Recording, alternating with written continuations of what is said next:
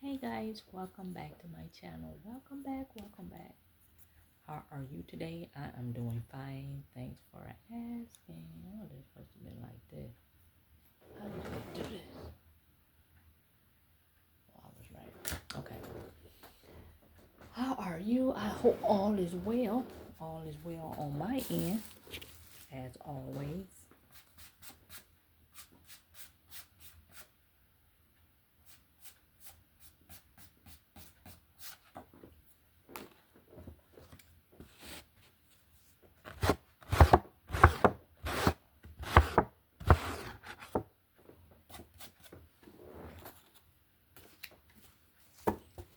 Last night, you guys, I was reading. I should have put these back in here. I was reading, like I always do.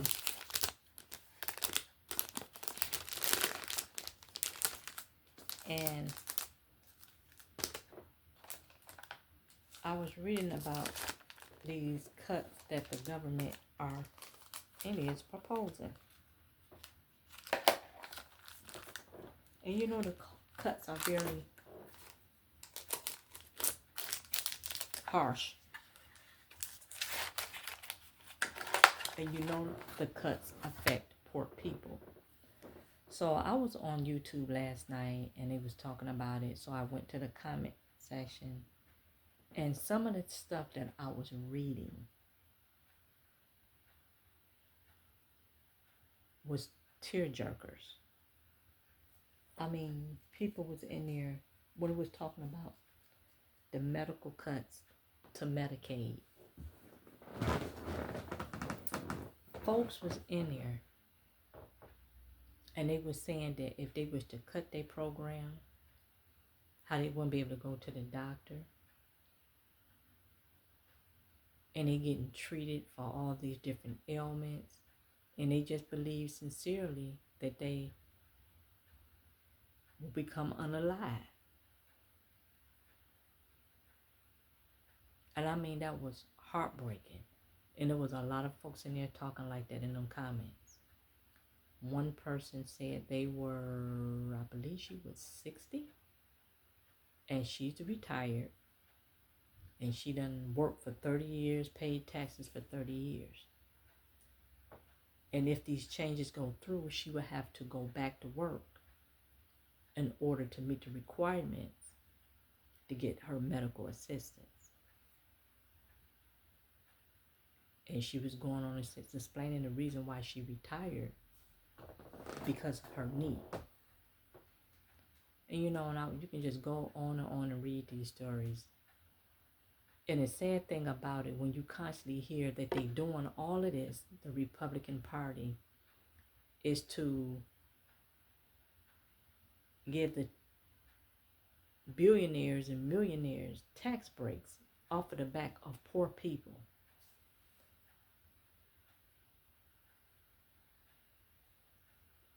And what can you say? That was already written in stone, but for somehow he still got in office.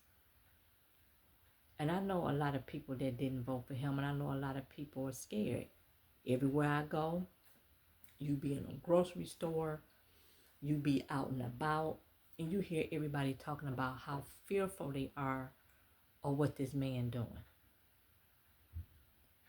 They scared. And I get it, because I feel the same way working in the Department of Education. You guys, y'all was hearing me talk about that a little while back. I was reading a story about that. I think it's either was Kentucky or Kansas. I can't remember, but it was one of them states start with a K. That they rescinded like $32 million or something from them in federal funding. Hey, school about to be out in the snap of a finger. We don't know what might lie ahead in the fall. You thinking you going back in the fall to a job, and you going, next thing you know, you got a letter in the mail. So those type of stresses, and like I get it, and it is stressful. It's stressful because you don't know if you're going to have a job or not. that's uproot your livelihood, then it's like, oh, how I'm gonna pay my mortgage, how I'm gonna pay my car note, how I'm gonna pay my car insurance. Oh my gosh, how? That's all of that going through your mind. Then you try to lay in that bed at night, you tossing and turning worrying about that stuff. The next thing you know, you'd had an anxiety attack, you laid up in the hospital somewhere. I like the word is, worry about today, because tomorrow gonna worry about itself. You know, it's nothing at this point, you guys, it's nothing we can do. It's nothing we can do.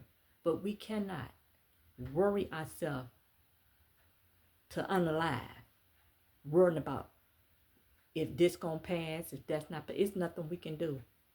Especially for the ones of us that didn't vote for that. I understand it's hard, because like I said, that was me, the Department of Education. You might not have a job. How you gonna survive? How you gonna pay this? That stuff will keep you up at night. I get it. But it's nothing I can do. If they want us to decide, hey, we're gonna strip the funding and take $80 million, I can't do anything. Like my son just graduated from Michigan State University. Hey, they put out an email. He just graduated May 2nd.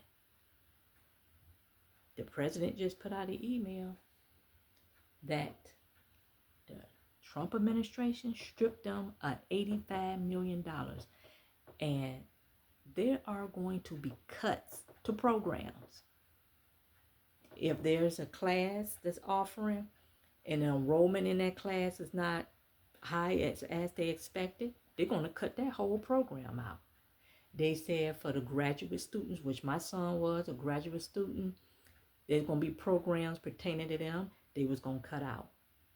So his college already saying by June 30th, when they make their budget, $85 million going to be cut from them because of the Trump administration. And my son said, wow, you know, I just made it, walked out the door. I just walked out the door. So I know it's coming for us. I know it is. We already done got emails from our local superintendent. There are going to be some cuts this year. But that 26-27 school year, it's going to be draconian cuts. So you know how I took at that, guys? I looked at that and I said what he did was, he told us what's going to happen. He given us a year to get our ducks in a row. Because he already said, he sent that an email, I think in February. I would say March. That 26-27 school budget, it's going to be some draconian cuts. So that's how I look at it. He's preparing us, letting us know, I'm giving y'all 1 year to get y'all ducks in a row. So when that time comes, you can't be, oh my goodness, oh, how this gonna happen? How this? Nope, because what he gonna do, he gonna go right back to that email. I sent this email back in such and such, such and such. I already had told you guys. So if you want preparing yourself, so I look at stuff like that, and when I read that email back a month or two ago, I already knew what time it was. You better get your ducks in a row, whatever you're trying to do, and trust me, I've been doing it. You know, you got to call the Office of Retirement Services, see what's going on with, you know, boom, boom, boom, boom, get that together, talk to them. Hey, do I have any ailments that, hey, I need to, you know, maybe try to go out and, if anything bothering me, what I'm having problems with and things like that. I got to look at all of that. Because me going to another job, that's like me starting all over. And I'm not going to let nobody have me out there working until I'm 85 years old. That's not going to happen. Lord willing, I'm healthy. I done put in 30, 40 years on the job. It's time for me to sit myself down and let the younger folks have it. That's how it's supposed to be. I'm not going to let nobody tell me, you're going to have to work till you 85.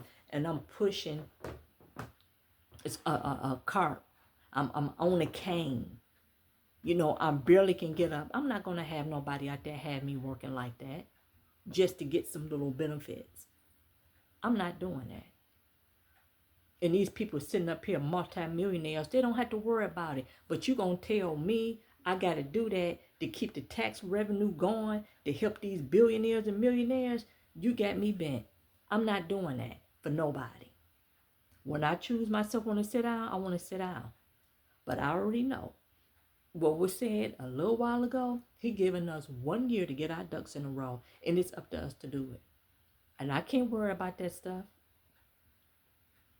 You better had to been call an emergency truck taking you down to somebody's emergency room trying to get your heart beating in the right rhythm. No. No.